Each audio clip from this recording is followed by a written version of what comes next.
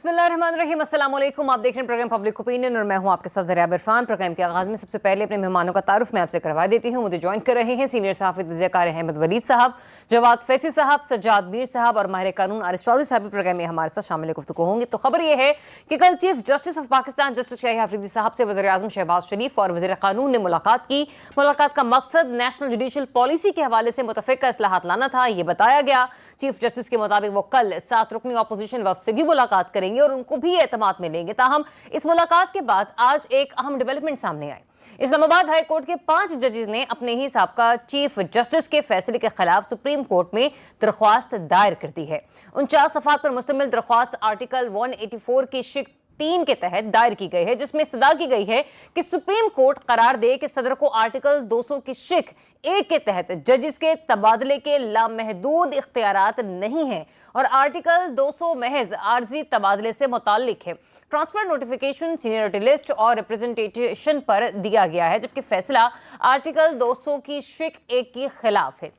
यूं एक बार फिर इस्लामाबाद हाई कोर्ट में सीनियरिटी का मामला शिद्दत इख्तियार कर गया है, जबकि ऐसे में सवाल ये भी है कि एक जानिब चीफ जस्टिस जो नेशनल जुडिशल पॉलिसी के हवाले से सियासतदानों में इत्तफाक राय पैदा करने की कोशिशों में हैं, जबकि दूसरी जानिब खुद उनके अपने ही इदारे में बढ़ते हुए इख्तलाफात खबरों की जीनत बन रहे हैं। ऐसे में मुतफ़िक़ा जुडिशल पॉलिसी कैसे लाई जाएगी जब खुद जजेस ही अदालतों में नए निज़ामी इंतजाम को मानने पर तैयार नहीं। यहाँ सवाल ये भी है कि इस्लामाबाद के 6 जजेस का खत हो या फिर 4 जजेस की जुडिशल कमीशन में दरख्वास्त, अपोजिशन और जजेस की 26वीं तरमीम के फैसले से पहले नई तयनातियां ना करने की दरख्वास्त, इन सबको यकसर नजरअंदाज कर दिया गया। तो अब कैसे जुडिशल पॉलिसी पर इत्तफाक राय होगा?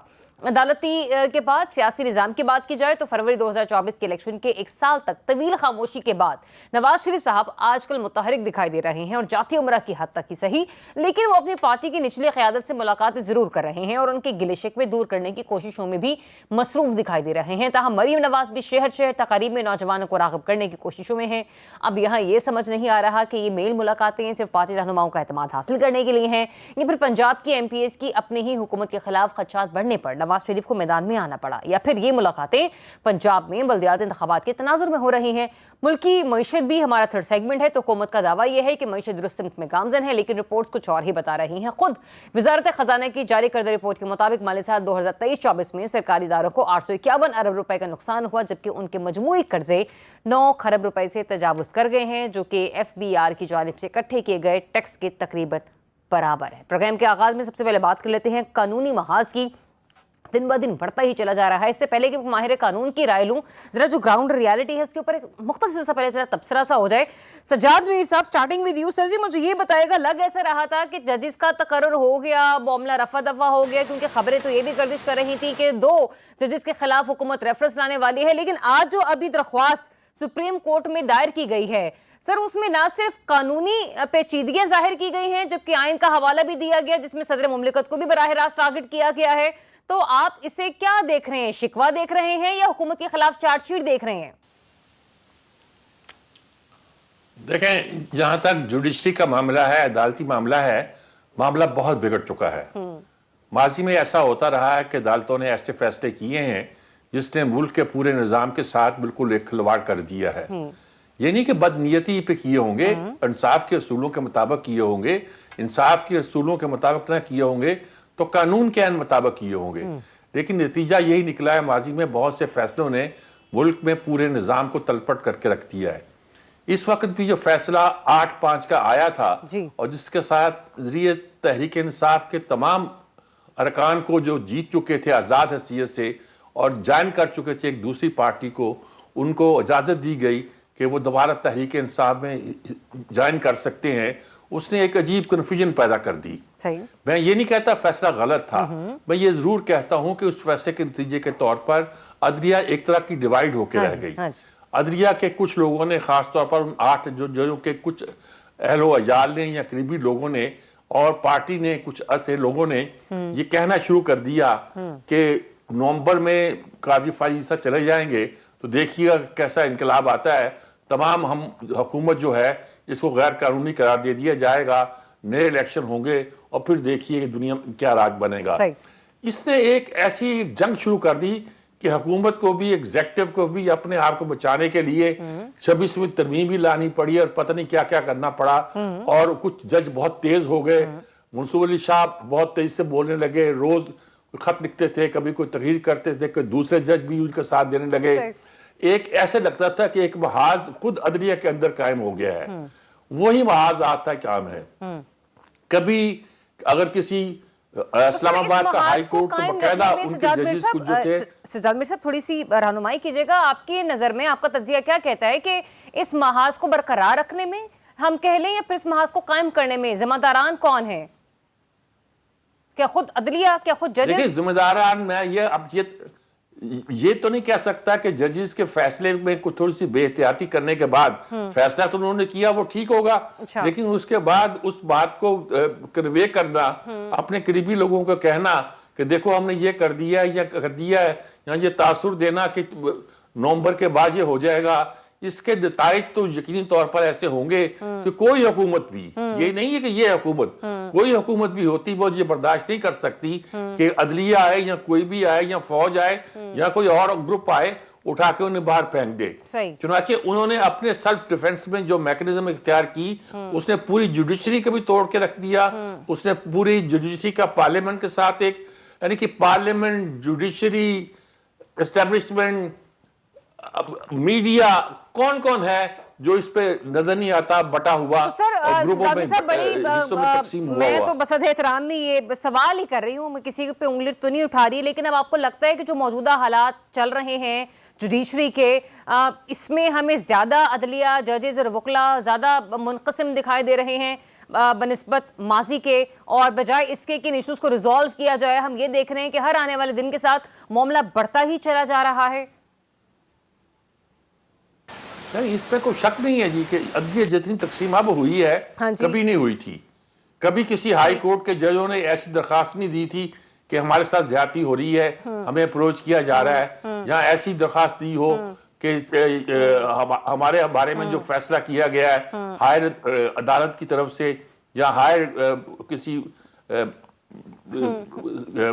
بھی ادارے کی طرف سے وہ مناسب نہیں ہے, ایسی کبھی بات کہی ہی نہیں گئی تھی. نہ یہ ہوا تھا کہ ججوں نے آپس میں اتنے خطوط لکھے تھے, اگر لکھے ہوں گے تو پبلکلی کم از کم نہیں آئے ہوں گے, کہ یوں لگتا تھا کہ ایک گروپ دوسرے گروپ کے خلاف لگا ہوا ہے. ٹھیک ہے صاحب, آپ نے بہت سی چیزوں کے اوپر اپنا پوائنٹ دیا. میں ذرا آپ ہی نے جو کچھ پوائنٹس اٹھائے انہیں کو لے کے ذرا آگے بڑھتی ہوں. احمد ولی صاحب, اس سے پہلے مجھے ویسے کچھ ٹیکنیکل سوالات بھی پوچھنے تھے چودھری صاحب سے, پر چلے مجھے کہا ذرا مائک کو چیک کر رہے ہیں, میں آپ ہی کی طرف آ جاتی ہوں ڈائریکٹلی. سر جی, حالات یہاں تک پہنچنے میں ذمہ دار آپ کو کون نظر آ رہا ہے؟ کیونکہ جیسے ابھی سجاد میر صاحب نے کہا نا کہ ماضی میں تقسیم نظر آتی تھی, فیصلے چلے ہمیں نظر آتے تھے کہ پتہ چل جایا کرتا تھا, لیکن اس حد تک عدلیہ منقسم نہیں تھی. ابھی جتنا کچھ بھی ہو رہا ہے, آپ مانتے ہیں یہ جو پی ڈی ایم کی 16 ماہ کی حکومت سے لے کے اب تک کا جو ایک ٹینیور ہے, یہ اس میں ذرا زیادہ جو ہے ایک ایلیمنٹ یا ایک فیکٹر ہے اس چیز کا؟ دیکھیں, پاکستان کی جو ہسٹری ہے, جوڈیشری کا رول جو رہا ہے پاکستان میں, وہ کوئی اتنا اچھا نہیں رہا. یعنی آپ شروع سے دیکھ لیں کہ ججز جو ہیں وہ ماشاء اللہ دور آتا ہے, کچھ ججز ریٹائر ہو جاتے ہیں یا سائڈ پہ ہو جاتے ہیں, اور جو ان کو اوتھ لیا جاتا ہے الگ سے ان کا, پھر اس کے بعد ان سے فیصلے کروائے جاتے ہیں, اور بعد میں وہ تسلیم کرتے ہیں کہ جی بالکل جی ہم سے وہ غلطی ہوگی, بھٹو کا ہم نے پھانسی کا جو فیصلہ دیا وہ ٹھیک نہیں تھا. اس سے بڑی کیا مطلب اسی طرح سے آگے سجاد علی شاہ ہوں یا آگے جتنی بھی جوڈیشری کے, ابھی کیونکہ شور زیادہ مچا ہوا ہے, کیونکہ یہ ایک الگ سے نئی قسم کی چیزیں چل رہی ہیں, خطوط چل رہے ہیں, ججز میں اتفاق نہیں ہے. پہلے ججز یہ ہوتا تھا کہ سائڈ پہ ہو جاتے تھے, ریٹائر ہو جاتے تھے, ریزائن دے دیتے تھے, اس طرح سے چیزیں چل رہی ہوتی تھیں. اور جو باقی پریشرز ہیں جس کے بارے میں کہا جا رہا ہے کہ جی اس وقت بہت زیادہ پریشر ہیں, ہمیں یہ کہا جا رہا ہے آپ یہ کریں وہ کریں, تو اس سے پہلے وہ بولتے بھی نہیں تھے. یعنی ہر پریشر قبول کرتے رہے تھے ہر طرح سے, یعنی کہ جتنا مشرف دور ہو یا ضیاء الحق دور ہو یا کوئی بھی اور دور ہو, دیکھیں یہ بات یہ ہے کہ پاکستان کی جوڈیشری کا جو نمبر ہے دنیا میں وہ اس لیے نیچے ہے سب سے, کہ پاکستان میں انصاف جو ہے لوگوں کو نہیں میسر ہو رہا, چاہے وہ لوئر جوڈیشری ہو چاہے وہ ہائر جوڈیشری ہو, سپریم کورٹ ہو. لوگوں کو شروع دن سے جو پاکستان میں فیصلے ہوئے ہیں ان سے اتفاق نہیں ہے, ون سائیڈڈ فیصلے, یا آپ جو بھی کہہ لیں کہ لوگ جو ہے متفق نہیں ہیں, لوگ خوش نہیں ہیں کہ پاکستان میں جوڈیشری جو ہے وہ بڑا اچھا رول پلے کر رہی ہے. یہ دور ہم دیکھنا چاہتے ہیں, آج جو ہو رہا ہے وہ بھی سب کے سامنے ہے. آج ذرا کیونکہ میڈیا کے اوپر بہت زیادہ ہائی لائٹ ہو رہا ہے. کسی زمانے میں آپ جوڈیشری کے بارے میں کسی جگہ بات نہیں کر سکتے تھے, اخبار میں آپ کچھ لکھ نہیں سکتے تھے. ویسے تو مطلب جو اگر مارشل لا دور آیا ہے تو اس میں تو وہ خبر چھپ ہی نہیں سکتی تھی. آپ کیا بات کر سکتے تھے کہ جوڈیشری یہ کر رہی ہے وہ کر رہی ہے. تو فیصلے لیے جاتے تھے پہلے بھی, آج بھی لیے جا رہے ہیں, ٹھیک ہے. لیکن آج ذرا یہ ہے کہ شور زیادہ مچ رہا ہے اور ججز جو ہیں اتفاق رائے نہیں کر پا رہے, جو بھی اوپر بیٹھے فیصلے ہو رہے ہیں. اور ایک چیز یہ ہے کہ اس پہ غور ضرور کرنا پڑے گا. اچھا, آپ نے کہا نا جو اوپر بیٹھے فیصلے ہیں, یہ اوپر بیٹھے فیصلوں سے میں ایک ذرا کوئی کڑی جوڑنا چاہ رہے ہیں. گزشتہ روز سے ہم لوگ پروگرام کو کلوز کرنے کی طرف بڑھے تو کہاں ملاقات تھی. ملاقات کس کی تھی؟ جناب پرائم منسٹر آف پاکستان کی چیف جسٹس یحییٰ آفریدی صاحب سے. اور اس ملاقات میں کہا گیا ہے کہ جی جوڈیشل ریفارمز ہے اس کے حوالے سے بھی پرائم منسٹر صاحب کو آگاہ کیا گیا, جس پر انہوں نے انڈورس بھی کیا. انہوں نے کہا کہ ٹھیک ہے بھائی آپ یہ کریں. اور یہ بتایا گیا اعلامیہ میں کہ کچھ ٹیکس اصلاحات والے معاملے سے ریلیٹیبل کچھ کیسز ہیں. پی ایم صاحب نے کہا کہ جی ذرا وہ بھی ذرا دیکھ لیجیے, ذرا ان کے اوپر بھی سنوائی کر دیجیے. کچھ اس قسم کے معاملات ہیں. سر, جن حالات میں پی ایم صاحب کی ملاقات ہوئی ہے چیف جسٹس صاحب سے, ٹائمنگ کیسے دیکھ رہے ہیں آپ؟ یہ بڑی ہی غیر متوقع سی, غیر معمولی سی ملاقات معلوم ہوتی ہے. دیکھیں, اس کو اگر آپ اس اینگل سے دیکھیں کہ اس وقت جوڈیشری جو ہے اس کے معاملات بڑے سیریس ہیں اور اس تناظر میں ملاقات ہوئی ہے. دوسرا یہ ہے کہ انٹرنیشنل ادارے جو آئی ایم ایف وغیرہ یا ان کے جو کنسرنز ہیں, انویسٹرز ہیں پاکستان میں آنا چاہتے ہیں, ان کے جو کنسرنز ہیں کہ پاکستان کی جوڈیشری میں ریفارمز کی جائیں اور بزنس فرینڈلی اس کو بنایا جائے. آپ دیکھیں کہ جتنے بھی انویسٹرز پاکستان آتے ہیں باہر سے, آپ کے سامنے ہے ریکوڈیک کا فیصلہ اور اس طرح کے مختلف فیصلے جس سے پاکستان کو بڑا نقصان پہنچا اور بعد میں آپ کو ہرجانے بھی ادا کرنا پڑے. اور بات یہ ہے کہ جوڈیشری نے ایسے فیصلے کیے ہیں اور کچھ انویسٹرز جن سے ہماری اکثر اوقات جو انٹرنیشنل آتے ہیں ان سے بات چیت, وہ ملتے بھی ہیں, جرنلسٹوں سے بھی ملتے ہیں, اور وہ کہتے ہیں کہ ہمارا پرائم کنسرن یہاں پہ یہ ہے کہ آپ کی جوڈیشری کا ہمیں پتہ نہیں ہے کہ ہمارا پروجیکٹ چل بھی سکتا ہے یا نہیں. ٹھیک ہے. اور یہ عوام کے سامنے سب کچھ کہ پاکستان میں یہ کیا ہوتا رہا کہ بزنس فرینڈلی نہیں ہے. یعنی آپ کے جو کیسز ہیں ایف بی آر میں, ہزاروں لاکھوں کی تعداد میں کیسز ہیں جس میں لوگ سٹے لے کے بیٹھے ہیں, وہ ٹیکس نہیں پے کر رہے. تو اس طرح کی جو چیزیں ہیں, انٹرنیشنل جو آپ کے ڈونرز ہیں ان کو بڑے کنسرنز ہیں, وہ چاہتے ہیں کہ یہ وجہ ہے کہ ملاقات ہوئی ہے کل. جی بالکل, ریفارمز اور اس طرح میرا خیال ہے کہ چلے میں ریفارمز اور ریفارمز اس کی طرح طرف بھی آ جاتی ہوں کہ جب خود عدلیہ اتنی منقسم ہے تو کہاں سے ریفارمز ہوں گی, کیونکہ وہ تو 26ویں ان ترمیم کا معاملہ حل نہیں ہوا. چیف جسٹس یحییٰ آفریدی صاحب کے جو اپنے ساتھی ججز صاحبان ہیں ان کے بڑے تحفظات, ان کے بڑے مطالبات ہیں, پھر یہ 5 ججز کا خط ہے, ان کو تو پہلے ایڈریس کر لیں. تو جوڈیشل پالیسی یا جوڈیشل ریفارمز کس طریقے سے آئے گی؟ چودھری صاحب, آپ نے نہ صرف ان معاملات کے اوپر مجھے اپنی رائے دینی ہے بلکہ کچھ ٹیکنیکلٹیز ہیں وہ بھی میں نے اپنی رہنمائی کے لیے اپنے دیگر ممبر کے لیے بھی آپ سے جاننی ہے. اسٹارٹنگ ود دس اپلیکیشن جو کہ پلیڈ کی گئی ہے جس میں آرٹیکل 200 کا حوالہ دیا گیا ہے. سر مجھے یہ بتائیے گا کہ آرٹیکل 200 کے تحت صدر کو ججز کی ٹرانسفر کا عارضی یا مستقل اختیار ہے یا نہیں ہے؟ قانون اس سلسلے میں کیا کہتا ہے جو صدر کے اختیارات کو چیلنج بھی کیا گیا یہاں پہ؟ بہت شکریہ. پبلک انٹرسٹ میں ٹرانسفر کی جا سکتی ہے, لیکن وہ ایسے حالات ہو کہ جب آپ کے پاس کوئی چارہ نہ ہو, جو اویلیبل ججز ہیں کسی ایک ہائی کورٹ میں ان سے کام نہ چل رہا ہو اور آپ کو ایسی ضرورت ہو. ایکسٹراڈینری سرکمسٹانسز ہے, نارمل ایسی سچویشن نہیں ہے. بہت اہم باتیں یہاں ہوئی ہیں, میرے دوستوں نے مجھ سے پہلے کی ہیں, میں تھوڑا سا ان کے بارے میں آتا ہوں کرنا چاہتا ہوں. جو یہ کہا جاتا ہے کہ جناب دیکھیں یہاں ججز فیصلے تو کرتے تھے لیکن اس طرح بولتے نہیں تھے. اس سے پہلے ججز فیصلے کرتے تھے اور ان کے فیصلوں پر عمل درآمد ہوتا تھا, چاہے وہ کس طرح کی بھی حکومت ہو, اور حکومتیں تو یقیناً اسی طرح کی رہی ہے. اب تو خیر بالکل آخری حد تک ہم پہنچ گئے ہیں, لیکن اس سے پہلے یہ جبر نہیں ہوتا تھا, یہ فسطائیت اس حد تک نہیں ہوتی تھی. ججز جو ہیں ان کے گھروں تک کوئی نہیں پہنچتا تھا اور ان کے لیے اتنے مسائل نہیں ہوتے تھے. اور آپ حیران کن بات یہ ہے کہ آج جو پبلک اوپینین کو بلڈ کرنے والے لوگ ہیں, یعنی جن کا تعلق عوام سے ہے, انہیں یہ کنسرن زیادہ ہونا چاہیے کہ ججز کے ساتھ کیا ہوا. سب سے پہلے تو یہ ہوا کہ ججز نے فیصلے کیے اور مقننہ جو تھی اور جو طاقتور لوگ جو تھے وہاں پارلیمنٹ کے میں بیٹھ کر انہوں نے ججز کی اتنی بے عزتی کی جس کا کوئی حساب نہیں ہے. جنہوں نے یہ فرمایا کہ جی وہ یہ کہا جا رہا تھا کہ جی ابھی فلاں صاحب آ رہے ہیں تو یہ ہو جائے گا, وہ اس وقت قاضی فائز عیسیٰ کی آمد کی خبر وہی لوگ دے رہے تھے جو حکومت میں موجود تھے. یعنی وہ یہ بتا رہے تھے کہ قاضی فائز عیسیٰ آئیں گے تو ہماری موجیں ہو جائیں گی، اور یہی ہوا کہ قاضی فائز عیسیٰ آئے تو انہوں نے انصاف کا ترازو جو تھا وہ نیچے گرا دیا۔ تو اب معاملہ یہ ہے کہ اس وقت ہم یہ چاہتے ہیں کہ کس قیامت کی خبر ہے کہ اس کے عہد میں ظلم سہ کر بھی کسی میں اضطراب آیا نہیں۔ ہم یہ چاہتے ہیں کہ ظلم ہو، زیادتی ہو، ججز جو ہیں ان کا راستہ بند کر دیا جائے کہ وہ انصاف نہ دے سکے، لیکن اس کے باوجود وہ بہت زیادہ محتاط رہیں، انہیں نہیں چاہیے۔ چلیں اب کہ ایک وہ اپنی اور بات سوال کریں۔ کا جواب دیں۔ میں نے کہا تھا کہ کچھ قانونی پیچیدگیاں جن پہ میں نے آپ سے بات کرنی ہے۔ سر، سینیورٹی لسٹ آرٹیکل 194 اور آئین کے 30 شیڈول کے منافی ہے، لہٰذا موجودہ سینیورٹی لسٹ کو کالعدم قرار دیا جائے۔ اگر یہ مطالبہ مانا جاتا ہے یا نہیں مانا جاتا ہے تو آپ کو بتائیے گا کہ یہ جو آرٹیکل ڈالا گیا ہے درخواست میں، اس کے مطابق جسٹس سرفراز ڈوگر صاحب، آپ کو لگتا ہے کہ اسلام آباد ہائی کورٹ کے چیف جسٹس ہی ہوں گے، رہ پائیں گے وہ؟ نہیں وہ ہو سکیں گے۔ اس کی وجہ یہ ہے کہ ابھی رکی جو تقرری ہے ان کی جو وہاں انہیں ابھی قائم مقام لگایا گیا ہے وہ اسی وجہ سے ہے کہ وہ بہت زیادہ کنٹروورشل ہے، ورنہ باقی ججز جو ہیں وہ جنہیں سپریم کورٹ میں لے کے آئے یا باقی جو بھی تقرریاں تھیں وہ ہو گئی ہیں۔ اصل بات یہ ہے کہ یہ جو تقرری کا تصور ہے، یہ اسلام آباد ہائی کورٹ کے بارے میں ایک بات سب کے علم میں ہونی چاہیے کہ یہ ایک انڈیپینڈنٹ ہائی کورٹ ہے، یہ کسی ہائی کورٹ کا بینچ نہیں ہے۔ ٹرانسفر جو ہے نارملی ہوتی ہے بینچز کہ آپ یعنی Lahore high court Rawalpindi bench میں چلے گئے، Lahore high court Multan bench میں چلے گئے، ایک انڈیپینڈنٹ کورٹ۔ اس وقت یہ ایک دلیل دی جاتی ہے کہ جی اس وقت تو جب یہ بنی تھی تو اس وقت تو سارے ججز جو ہے وہ باہر سے آئے تھے۔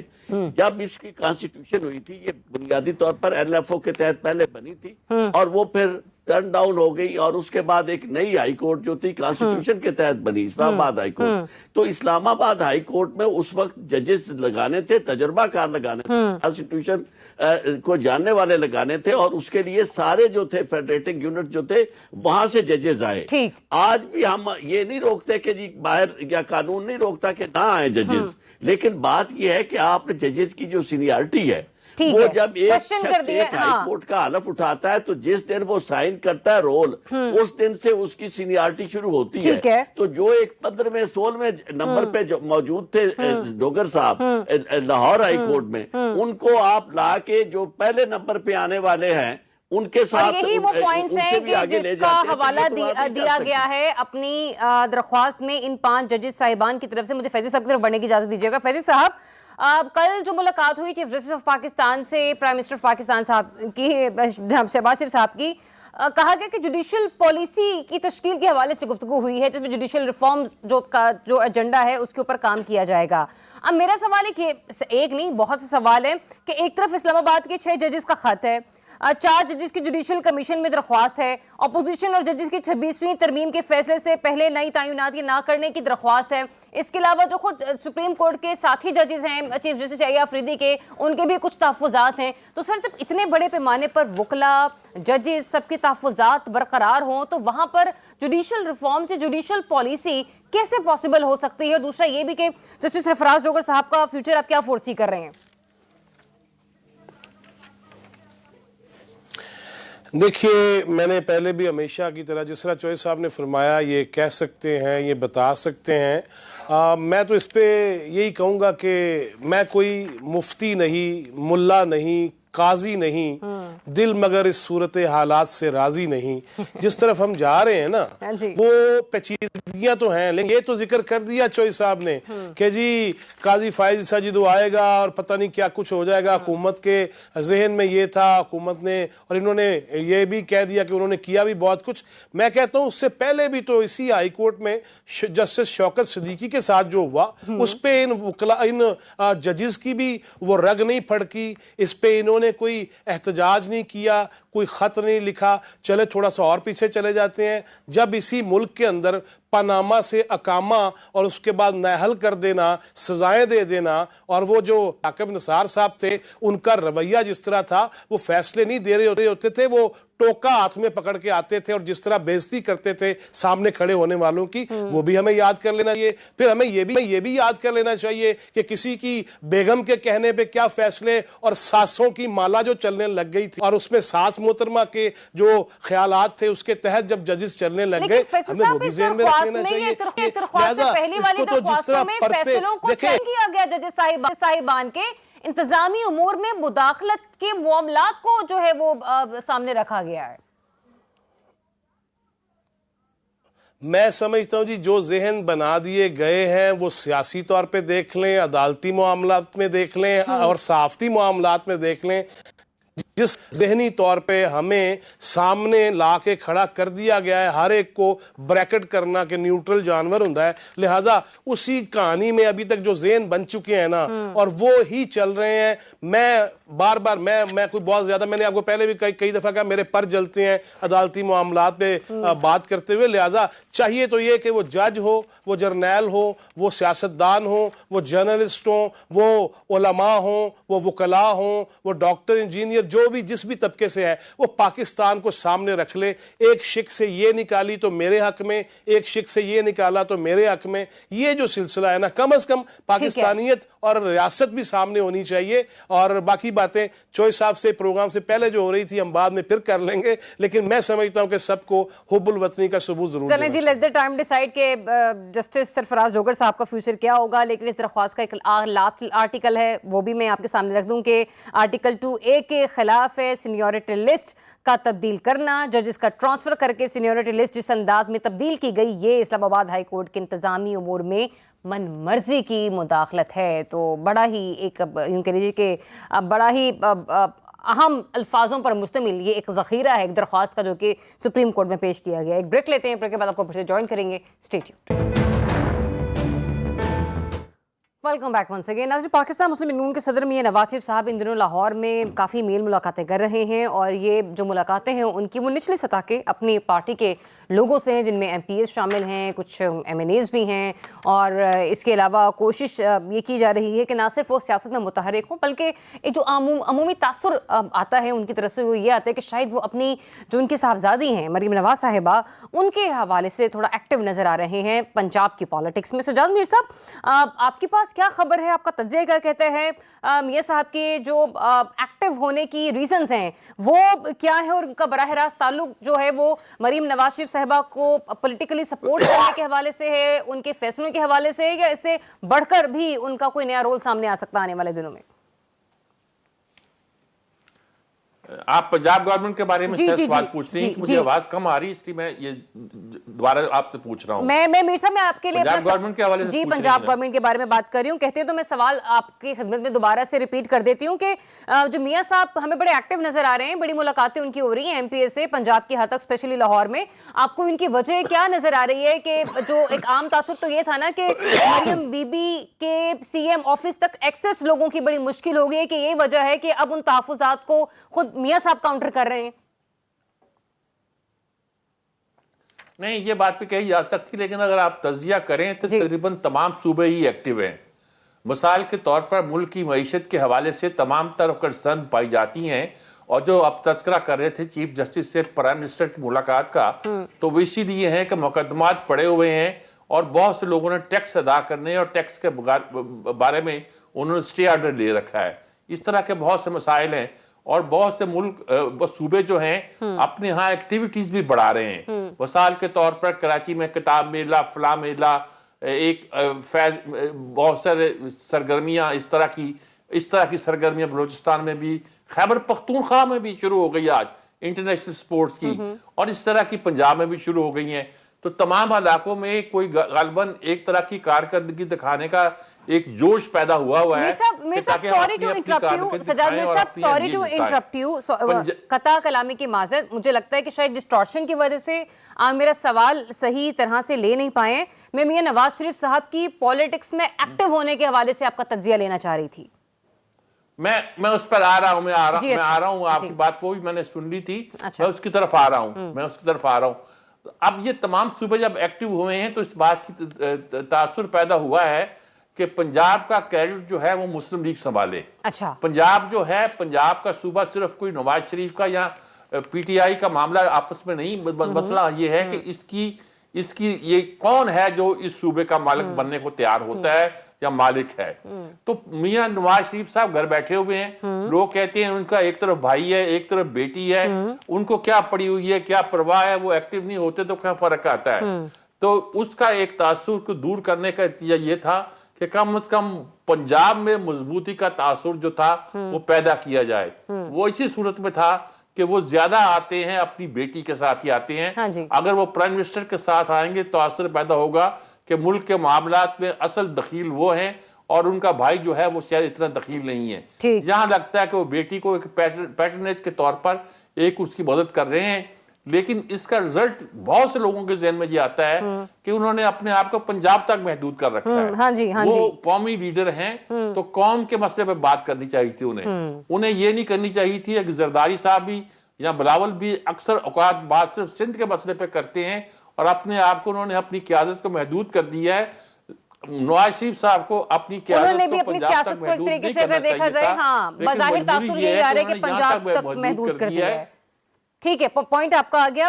جواد فیضی صاحب مجھے یہ بتایا کہ بڑا اہم معاملہ ہے پنجاب کے کسانوں کے حوالے سے. تو فیضی صاحب, گندم کے ریٹ پچھلے سال کی طرح نقصان ہونے کا خدشہ ہے, یہ کسانوں کے تحفظات میں سے ایک اور یہ بڑا امپورٹنٹ ہے.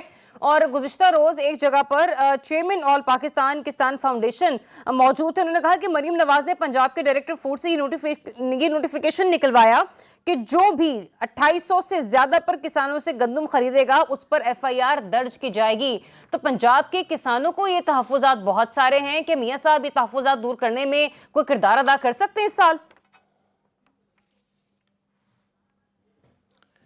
دیکھیے یہ کوئی نئی بات نہیں ہے, یہ ہم جب سے میں نے ہوش سنبھالا ہے اور جب سے میں یہ صحافتی میدان میں ہوں 33 برس سے, تو یہ ہر سال یہ چیزیں ہوتی ہیں. اب ذرا سوشل میڈیم اور پھر الیکٹرانک میڈیا کی وجہ سے ہمیں یہ زیادہ باتیں آتی ہیں, ورنہ یہ چوہے صاحب میرے ساتھ بیٹھے ہیں جس ایریا سے ان کا تعلق ہے, یہ میں خود بھی دیکھتا رہا ہوں بچپن سے, ننیال کے علاقے میں بھی اور ددیال کی طرف بھی, کہ یہ سارے ایشوز ہوتے ہیں.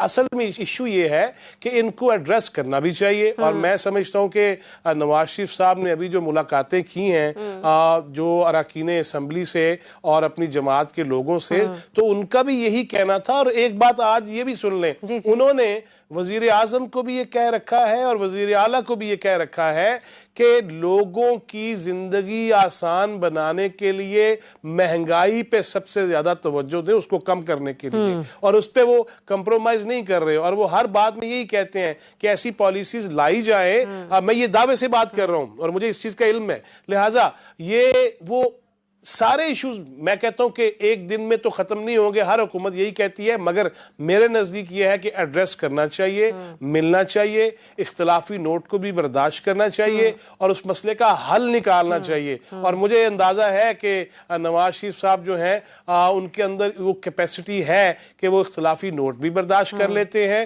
جس طرح ہم نے ماضی میں بھی دیکھا کہ جب بہت کچھ کہا جا رہا تھا ان کے بارے میں, وہ عمران خان صاحب کے گھر بھی چلے گئے, وہ عمران خان صاحب کی عیادت کرنے بھی چلے گئے, اپنی کمپین بھی انہوں نے ایک دن کے لیے ملتوی کی. لہٰذا ان میں اب بھی دیکھتا ہوں کہ ہاں جس نہج پہ پہنچا دیا گیا ہے معاملات کو سیاسی اور جس طرح آمنے سامنے اور دشمنی کے انداز آ گئے ہیں, اس پہ یقیناً وہ خیالات کا بھی اظہار کر رہے ہیں کہ ہمارے جو مزاج تباہ کر دیے گئے اور جو خاص طور پہ یوتھ کے ذہنوں میں جو چیزیں ڈال دی گئی ہیں کی طرف بھی واپس آ رہے ہیں, نہ صرف مریم نواز صاحبہ کی مدد کر رہے ہیں بلکہ اس طرف بھی واپس آ رہے ہیں. اچھا احمد ورید صاحب, آپ کو یاد ہوگا جس روز پنجاب حکومت نے یہ فیصلہ کیا تھا کہ تجاوزات کے خلاف جو آپریشن شروع ہوا تھا, تو ہم لوگ ہم نے اسے آن ایئر ڈسکس بھی کیا تھا. ایک یہی وہ اہم معاملہ بھی ہے کہ جس کے اوپر اراکین اسمبلی کو بھی بڑے تحفظات ہیں, جو تجاوزات کے خلاف آپریشن ہو رہا ہے, ادھر ادھر اینٹی انکروچمنٹ سیل جو کر رہے ہیں. تو سر یہ تحفظات کوئی چھوٹا مسئلہ نہیں تھا, یہ بڑا معاملہ ہے کہ جو کہ اب میاں صاحب کے سامنے بھی رکھا گیا ہے. ایک تو میں اس کے اوپر بھی آپ کی چاہوں گی کہ آپ اس کے اوپر ذرا تبصرہ مجھے بتائیے گا, آپ کا تجزیہ کیا کہتا ہے. دوسرا یہ بھی کہ صرف ان چھوٹے موٹے معاملات کی حد تک یا پنجاب کے سیکٹر حد تک ہی آپ کو میاں صاحب ایکٹیو نظر آئیں گے, یا پھر آپ کو لگتا ہے کہ کسی بڑے اس میں پرسپیکٹیو میں بھی آپ کو آنے والے دنوں میں وہ کچھ نہ کچھ کرتے ہوئے دکھائی دیں گے ہمیں؟ نہیں, فی الحال تو وہ پنجاب پہ ان کا فوکس ہے اور یہاں پہ ان کا سارا مینڈیٹ ہے, ووٹ بینک ہے, اور وہ چاہتے ہیں کہ جو اگر ووٹ بینک ادھر ادھر ہوا پچھلے کچھ عرصے سے, جو کیمپینز چلتی رہیں یا جو بھی ان کے ساتھ ہوا, تو اس کے بعد سے جو حکومت انہوں نے جوائن کی, جو کہ خود نواز شریف کہتے ہیں کہ وہ اس کے حق میں نہیں تھے کہ PDM میں جایا جائے یا حکومت لی جائے، جس کا بڑا انہیں نقصان ہوا، تو وہ ووٹ بینک کو واپس حاصل کرنے کی کوششوں میں ہیں اس وقت۔ پنجاب کے اوپر ان کا اسٹرانگ ہولڈ رہا ہے اور وہ چاہتے ہیں کہ کم از کم ہم اس کو تو کنٹرول کریں پہلے، کیونکہ پیپلز پارٹی نے تو سندھ کو پورا مینیج کیا ہوا ہے، پیپلز پارٹی سندھ میں فل کنٹرول میں ہے، اور پنجاب جو ہے وہ ان کے ہاتھ سے نکل رہا تھا، بلکہ نکل چکا تھا، تو اس میں ان کا فوکس پہلا پوائنٹ تو یہ ہے۔ لیکن نیشنل لیول کی جو پالیٹکس ہے، نکل چکا تھا سے کیا مراد ہے؟ مطلب سیاسی اعتبار سے آپ یہ کہہ رہے ہیں کہ ووٹ بینک کے اعتبار سے بھی؟ نہیں، ووٹ بینک بھی نکل گیا نا، آپ کو اب سارے پارٹی کے لیڈرز یہ مانتے ہیں کہ ہم نے PDM کی حکومت جب لی تو سارے مشکل فیصلے ہوئے، اور جو کیمپین بانی PTI نے شروع کی اس کے حق میں لوگ گئے، یعنی یہ بات تو ہے بالکل۔ ایسی آپ کو لگ رہا ہے کہ وہ کنٹرول واپس لے رہی ہیں یا ابھی بھی بڑا مشکل ہے؟ دیکھیں جو وہ سٹیپس لے رہی ہیں، چاہے وہ تجاوزات کا سٹیپس ہے، اس پہ اراکین اسمبلی کے تحفظات بھی ہوں گے، لیکن یہ کہ اوور آل پذیرائی مل رہی ہے اس کو، کیونکہ لوگ چاہتے ہیں کہ راستے جو ہیں وہ کھلے ہوں، یہ نہیں کہ ہر ریلی والا یا کوئی تجاوزات آگے بڑھا کے بیٹھا ہو سڑک روک دے۔ تو آپ کو یاد ہوگا کہ شہباز شریف جب چیف منسٹر تھے پنجاب کے 97-8 میں، تو اس وقت بھی ایک گرینڈ آپریشن کیا گیا تھا اور بڑے وسیع پیمانے پہ کیا گیا تھا، تو یہ میرا خیال ہے کہ یہ آپریشن جو ہے اس سے بھی بڑا ہے، اس سے اوبیسلی اعتراضات آئیں گے کہ جی ہمارا تو بزنس کا نقصان ہو رہا ہے۔ میں ان بزنس مینوں سے ملا ہوں جو مکلور روڈ اور مختلف جگہوں پہ کام کر رہے ہیں، اور وہ یہ کہہ رہے ہیں کہ جی دیکھیں جی وہ بالکل ہمیں تو بالکل ہلنے بھی نہیں دیتے، یہ سارا کچھ ہمارا وہ اندر کر دیا، ہم کیسے اپنی کوئی چیزیں سامنے رکھ سکتے ہیں۔ لیکن یہ کہ الٹیمیٹلی جو عوام کے لیے جب راستے کھلتے ہیں تو وہ سمجھتے ہیں کہ یہ سڑکیں کھلی ہو گئی ہیں اور ان لوگوں کو بالکل واپس اپنی شاپس کے اندر جانا چاہیے تھا، یا اگر کسی نے اپنی شاپ کے آگے کوئی شیڈ بنایا ہوا تھا اس کو انہوں نے توڑا ہے، اور اس کے اوپر اوبیسلی اس کو غصہ بھی ہوگا۔ چلے کچھ باخبر حلقوں سے بھی جب میری بھی بات ہوتی ہے تو اکثر یہ سننا ہے کہ جو اگلا الیکشن ہے شاید وہ کارکردگی نہیں بیانیے کی بنیاد پر جیتا جائے گا یا لڑا جائے گا۔ پروڈیوسر صاحب اگر تو اجازت ہو تو میں ذرا عارف چودھری صاحب کی بھی ٹیک لے لوں اگر ٹائم کی کمی نہیں ہے۔ ٹھیک ہے چودھری صاحب، مجھے یہ بتائیے گا کہ مریم نواز صاحب ووٹرز کو راغب کرنے کی کوشش کر رہی ہیں، ہر دوسرے دن کسی یونیورسٹی کا رخ کرتی ہیں، کسی نہ کسی عوامی اجتماع سے مخاطب ہو رہی ہوتی ہیں، تو مجھے یہ بتائیے گا ایک تو یہ کہ پنجاب میں بڑے قبل از وقت جلسے جلوس منعقد ہونا شروع ہو گئے ہیں، دوسرا یہ بھی کہ انہی کی پارٹی کے ناراض کہہ لیجئے یا پھر میں کہہ لوں کہ اس میں حکومت کا چونکہ حصہ نہیں ہے، دانیال عزیز صاحب انہوں نے کل ایک ٹی وی ٹاک شو میں بات کی، انہوں نے کہا کہ مریم نواز کے جلسوں میں سرکاری اسکولوں کے اساتذہ اور محکمہ مال کے لوگوں کی 4 دن کی حاضری لگا کر انہیں وہاں پر کھڑا کیا جاتا ہے، پہنچایا جاتا ہے۔ سر یہ آپ کو کیا اسٹریٹجی نظر آ رہی ہے، اس کے پیچھے کیا مقاصد ہو سکتے ہیں اتنے ارلی؟ ایک تو پہلے جلسے جلوس، پھر دوسرا یہ کہ کرنے ہی ہیں تو لوگوں کو محکمہ مال سے اور سرکاری اعزازوں کو وہاں پہ لایا جا رہا ہے۔ جہالت کی سب سے بڑی بدقسمتی یہ ہوتی ہے اس کے ساتھ وابستہ کہ جس شخص کو یعنی جاہل ہو وہ سمجھنا بھی نہیں چاہتا، اگر کوئی شخص اسے سمجھائے یا کوئی بات کرے تو وہ نہیں سمجھنا چاہتا۔ ہمارے ہاں یہی پرابلم ہے کہ یہ اس وقت یعنی مجھے یاد ہے کہ ایک دفعہ نواز شریف صاحب کا نام محترمہ بے نظیر بھٹو صاحبہ نے بہت بار لیا، تو میں نے کہا کہ جی شکر گزار ہونا چاہیے نواز شریف صاحب کو محترمہ کا کہ جنہوں نے ان کی سیاست کو چمکا دیا ہے۔ ہمارے ہاں میں سمجھتا ہوں کہ جو رول اس وقت مریم نواز صاحبہ ادا کر رہی ہیں اس دونوں کو میں علیحدہ بات کروں گا۔ ایک وہ رول ہے جو سیاسی ہے، اور وہ سیاست میں اس طرح کی ڈرامہ بازی اور اس طرح کی جو شعبدہ بازی ہے وہ چلتی نہیں ہے، جہاں لوگ موجود ہوتے ہیں انہیں ساری بات کا پتہ چل جاتا ہے۔ اور دوسرا یہ ہے کہ ان کا مخاطب ہر کام میں سیدھا عمران خان ہے، جہاں بھی وہ کرتی ہیں اپنا کام کرتی چلی جائیں، کوئی آج ضرورت کسی نہیں ہوتی۔ تقریب سے مخاطب تھی پنجابی میں کہہ رہی تھی عہدہ نہیں لینا تھے، عہدہ نہیں لینا، نہیں عہدہ نہ لینا ہے، اور اس کا نام بھی لیتی ہیں کہ وہ اس نے یہ کر دیا تھا، اس نے یہ کر دیا تھا۔